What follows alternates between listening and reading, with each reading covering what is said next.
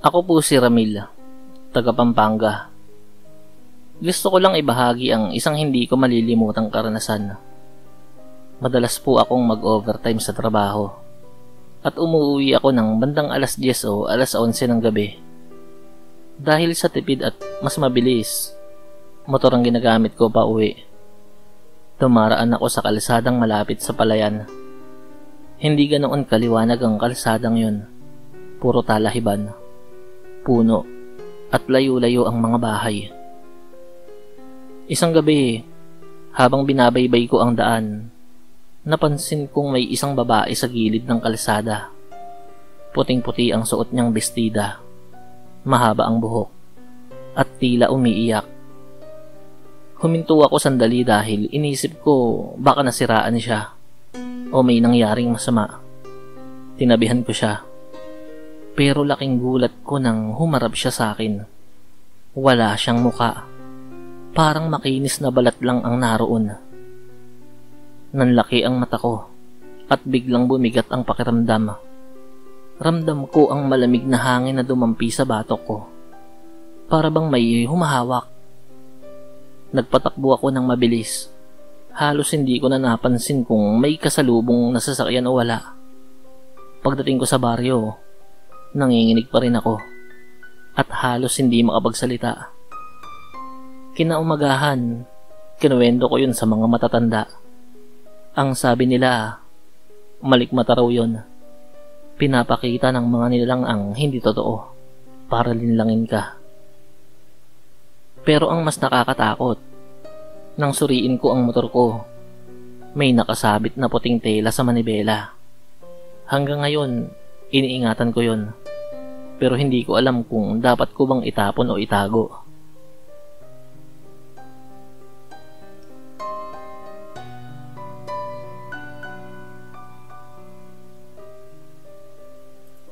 Ako po si Janine, estudyante sa kolehiyo. Dahil sa dami ng gawain, madalas akong nagpupuyat at nag-aaral sa kwarto ko. Nakaharap ako sa study table na katabi ng malaking salamin. Noong una, wala naman akong napapansin. Pero habang lumilipas ang mga gabi, may kakaibang nangyayari.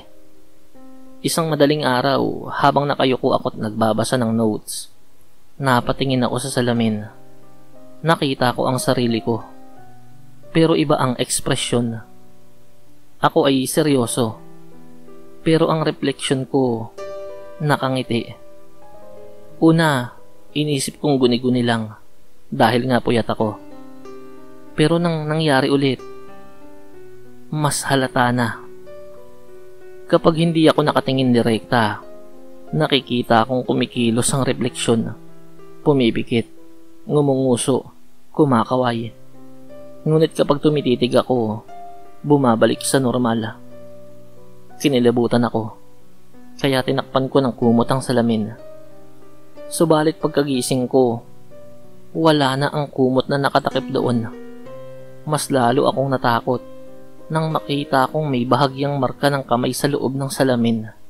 Parang may gustong lumabas. Sabi ng lola ko, minsan daw, kapag mahina ang katawan at pagod ang isip, nagagamit ng mga engkanto ang refleksyon para makapasok sa mundo natin. Hindi ko alam kung totoo yun.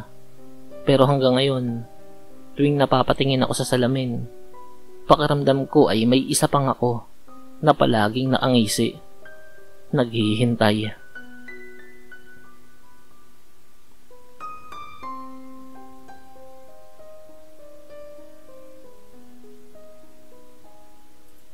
Ako si Lando, taga Batangas. Hindi ko makakalimutan ang isang karanasan ko noong undas. Alas 12 na ng gabi nang umuwi ako mula sa sementeryo dahil nakapag-inuman pa ako sa mga pinsan ko. Dumaan ako ulit sa sementeryo para dumiretso ng bahay. Doon, nakita ko ang lolo ko na nakaupo mismo sa ibabaw ng kanyang puntod. Tinawag niya ako. Lando, halika dito. Ang boses niya ay eksaktong boses ng lolo ko noong nabubuhay pa siya. Nanindig ang balahibo ko. Tumayo siya, ngumiti at kumaway. Halos lumapit na ako dahil sa matinding pananabik ang nararamdaman ko. Pero may sumigaw mula sa malayo. "Huwag kang lalapit! Malikmata yan!" Paglingon ko, kapitbahay namin ang sumisigaw. May hawak siyang krus. Pagbalik ng tingin ko sa lolo ko, biglang naglaho yun at napalitan ng isang malaking itim na aso na nakatitig sa akin. Nagngangalit ang mga ngipin. Tumakbo ako hanggang sa makarating sa bahay at doon lang ako nakahinga ng maluwag. Simula noon, hindi na ako naglalakad ng mag-isa sa sementeryo, lalo na sa gabi. Para sa akin, totoo ang malikmata. Hindi mo alam kung multo, demonyo o masamang elemento, pero tiyak, gusto ka nilang iligaw.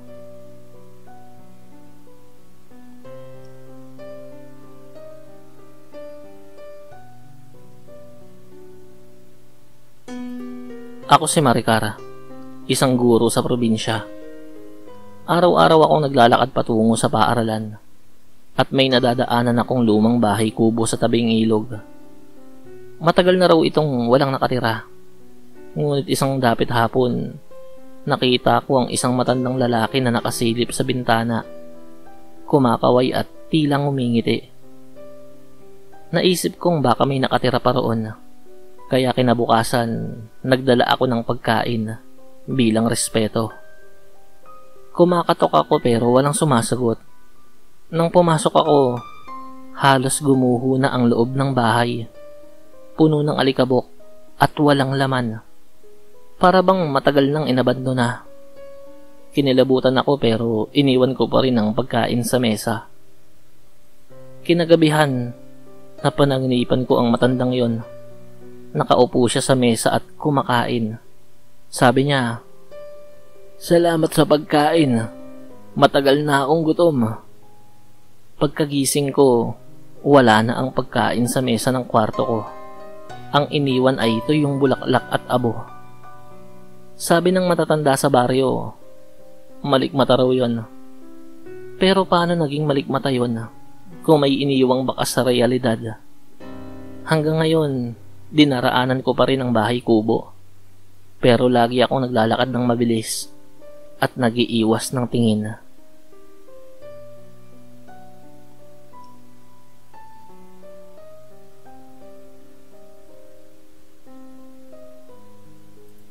Ako si Eric, UV Express driver. Madalas akong bumabiyahe kahit 10 oras ng gabi. Isang madaling araw, wala na akong pasahero at pauwi na ako. Sa may highway, biglang may babaeng nakaputi ang pumara. Mahaba ang buhok niya, basa ang katawan, at humiling na ihatid sa isang baryo.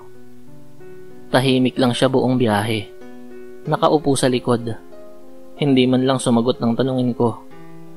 Nang makarating kami sa baryo, tumigil ako at nilingon siya para maningil. Pero wala na siya.